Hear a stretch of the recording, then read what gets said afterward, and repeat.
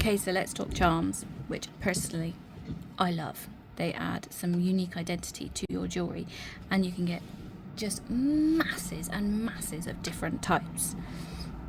The majority of these are sterling silver, these two are gold fill. Now you can get gemstone pendants and charms. This one's abalone. This is actually a bezel set abalone. I'd use that for a pendant. And this is Baltic amber.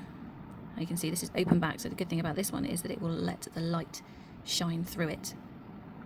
Lovely, lovely piece. You can get really, really tiny little ones.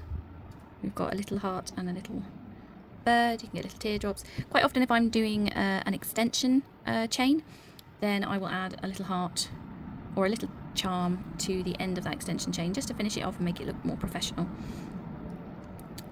Some smaller ones are obviously great for things like charm bracelets or charm necklaces, but they can also be used as a pendant if you're doing a very, very delicate necklace with very small beads. This one is going to be a tiny pendant. It's a little tiny travel ticket. So moonstone is said to provide travellers with good luck. So my plan is to use some very small microfaceted moonstone with this as a tiny little pendant that comes off the top to be given as a good luck charm for anyone, as well as a gift for anyone who enjoys going on their travels. Tassels. You can actually get metal tassels.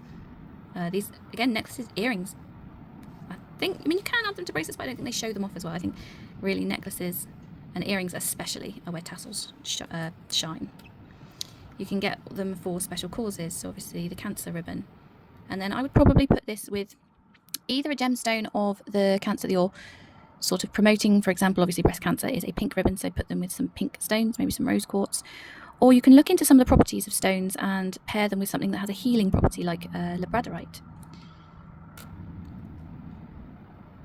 These are quite nice. You can get long bars, you can get them as plain bars, or like this one has a cutout at the bottom. And then you can go into sort of all sorts of funky little things. My daughter loves geckos, but a dragon, that's just fantastic for any of those mythical lovers. And then you get a lot of Flora and Fauna.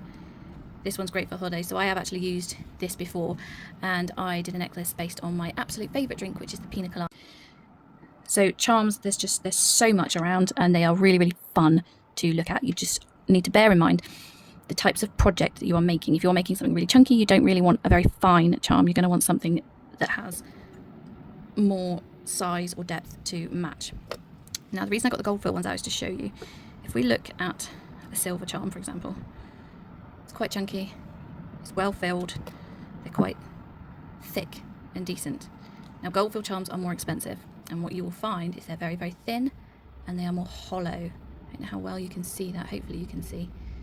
So I would not personally pair a lot of gold fill with thick chunky beads. I think you have to be very, very careful when using these so they don't get bent out of shape or broken.